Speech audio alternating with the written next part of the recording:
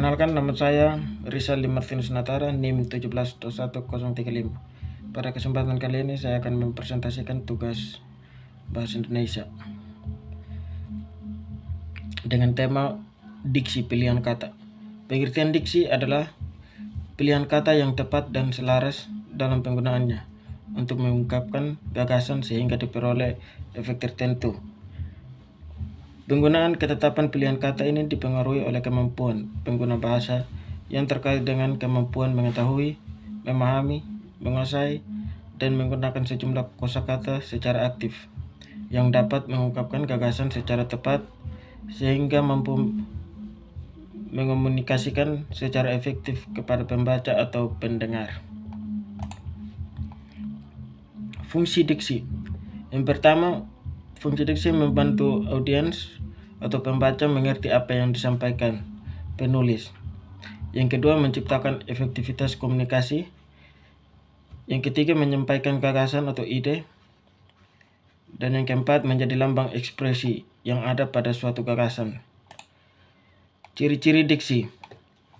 Ciri-ciri diksi antara lain, yang pertama, tepat dalam pemilihan kata untuk dapat mengungkapkan gagasan atau juga hal-hal yang diamanatkan. Yang kedua, dapat digunakan untuk dapat membedakan secara tepat nuansa makna serta bentuk yang sesuai dengan gagasan. Dan yang ketiga, menggunakan pembendaharaan kata yang dipunyai masyarakat bahasanya serta dapat menggerakkan dan juga memperdayakan kekayaan itu menjadi jaring kata yang jelas. Tujuan diksi ialah untuk memperoleh keindahan guna, menambah daya ekspresivitas, maka sebuah kata akan lebih jelas jika pilihan kata tersebut tepat dan sesuai.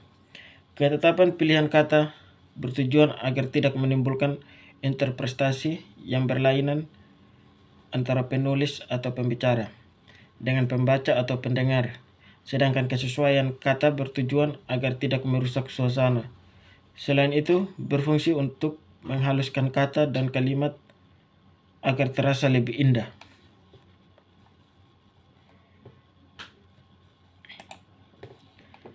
Jenis diksi berdasarkan maknanya. Yang pertama, makna denotatif. Yang dimaksud dengan denotatif adalah makna yang sebenarnya dari suatu kata atau kalimat. Berikut ini contoh diksi bermakna denotatif. Rian sering kerja keras untuk mendapatkan penghasilan yang lebih baik. Yang kedua, makna konotatif adalah kata atau kalimat yang memiliki arti bukan sebenarnya. Contohnya, Rio harus membanting tulang untuk menghidupi keluarganya.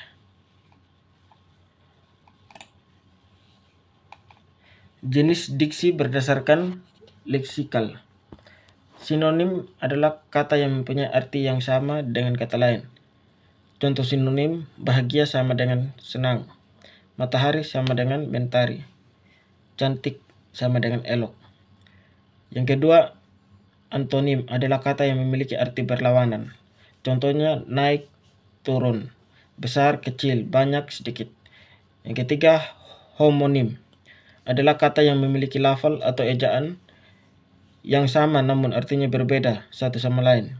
Contohnya, bulan itu terlihat bulat, penuh malam ini. Dan contoh yang kedua, semua karyawan mendapatkan gaji setiap bulan. Yang keempat, homofon adalah kata yang memiliki ejaan dan makna yang berbeda namun lafal sama. Contohnya, Anton menabung uangnya di bank secara rutin. Dan contoh kedua, Bang Anton bekerja di perusahaan pembiayaan.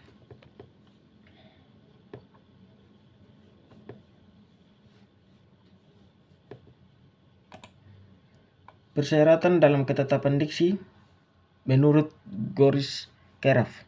Ada beberapa syarat dalam ketetapan diksi, diantaranya penggunaan kata konotasi dan denotasi secara cermat, penggunaan kata sinonim atau hampir sama maknanya secara cermat, penggunaan kata kerja pada kata depan harus secara idiomatis, memperhatikan pilihan kata yang tepat secara berkelanjutan, dapat membedakan kata-kata yang memiliki ejaan yang mirip, harus dapat membedakan kata khusus dan umum dalam tulisan atau pidato agar ketetapan diksi terjamin. Jadi sekian dari presentasi saya. Terima kasih.